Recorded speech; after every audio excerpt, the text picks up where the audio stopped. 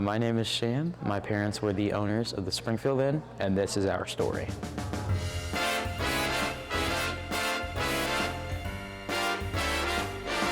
The story begins with Route 66, which originated in Springfield, Missouri and served as the primary route between Chicago and Los Angeles.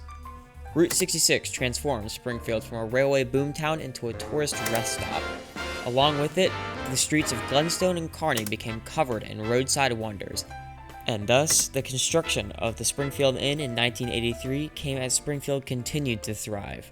40 years later, however, the story is much different. For the second time this week, firefighters responded to a fire at the vacant Springfield Inn. All that remains today is but remnants of a once thriving motel.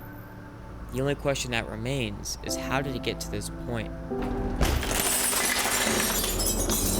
So this is my room. I lived in here for about 2 years.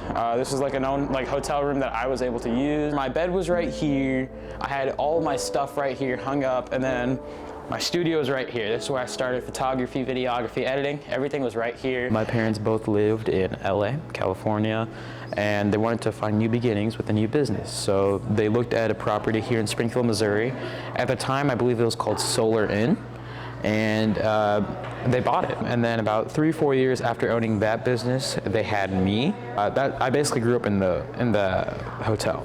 This was our family storage room, so we held any food, refrigerated foods that we didn't need for a while, or photos and stuff like that. And if we move one more room down, this was our tool room. It was really surreal knowing that I lived in a hotel. I kind of thought of it like a Zack and Cody type of moment with me and my brother roaming around this outdoor property. We had every piece of laundry for the entire hotel, towels, bed sheets, everything was hung up right here.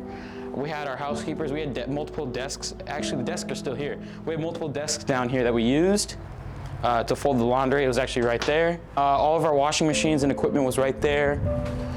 And it's completely destroyed now. So let's move down a couple rooms. The specific wall, it was by our office. Almost every day of my childhood, I always remember playing soccer or basketball or maybe tennis on that wall.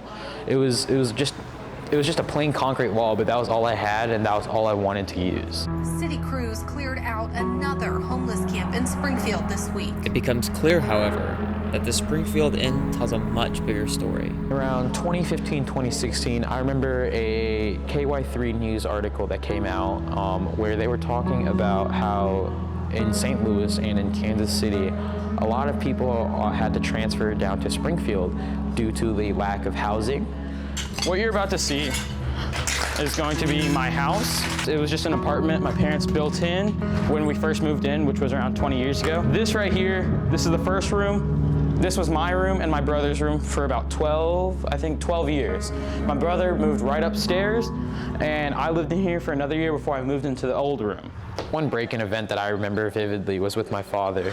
I was walking with him at nighttime, and we had seen a couple try to break into a room through our AC vents with a crowbar. Me being around, I think I was 14, maybe 15 at the time, I was completely terrified. I was very scared of what I had seen, and I had just moved into a new hotel room, and that kind of struck a lot of nightmares for me, knowing that there could be break-ins in my room and something could happen to me one day. This was the bathroom. This was my parents' bathroom. Dang. You can see a lot in there. There's still, holy crap. A lot of the stuff in my parents' bathroom are still there, and yeah, it's quite upsetting seeing all this. But in 2015, after some business complications, we realized that we wanted to set out for a new business. We were in the talks in 2016 about selling our business, and by 2017, we put our business up on the market. Because COVID hit, our offer had delayed, but we were able to fully sell the property off on December 31st of 2021. And so now we head into the office area. This was our beloved office. My dad and I worked on getting these tiles done years and years ago. And this was our breakfast room. Another place I loved going to when I was little was the breakfast room. We had a whole area right there where you could sit, We had a bunch of stuff. Right before school, I'd always go there, grab maybe orange juice, coffee, and maybe a muffin, and then go to school. And that was just something I liked to do every morning. When COVID just about hit, we started to see a lot of our resources becoming drained due to this issue. We had a lot of people that would come in that weren't residents, that would steal our food due to the lack of food being given out to everyone due to COVID. We'd have to buy more food, and we could not supply that whatsoever. We had to shut down the breakfast. But yeah, that was a really nice place to eat food and stuff like that. And so now let's move downwards. There's a little, as you can see, it's very trashed up down here now. So why do you think that these problems have become so big for the Springfield Inn?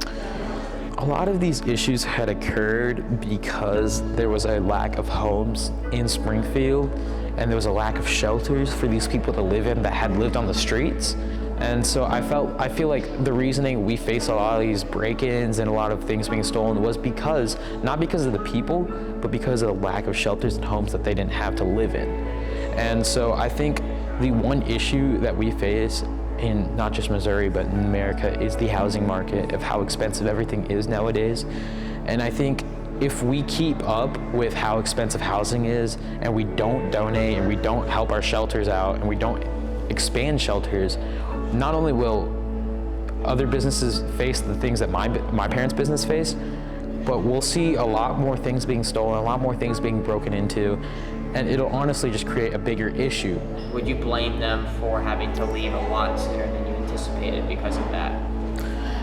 No, I blame the city of Springfield, and I blame the city of St. Louis, I blame the city of Kansas City, and all these larger cities that can't provide more shelters for these people to live in. Because another reason homeless people didn't always take shelters to their advantage was because of the rules and restrictions in there. Certain rules were like, you can't have this and you can't have that. So they didn't really want to stay there. New legislation already signed by California's governor is meant to help ease the state's affordable housing crisis. Many of those new laws won't go into effect until next year, but they're already running up against major opposition. NBC News reports new laws to allow more construction face strong opposition from cities and counties that stand to lose power over local zoning. NBC News reporter Alicia Victoria Lozano is here with me now. So Alicia, what will these new laws do, and why are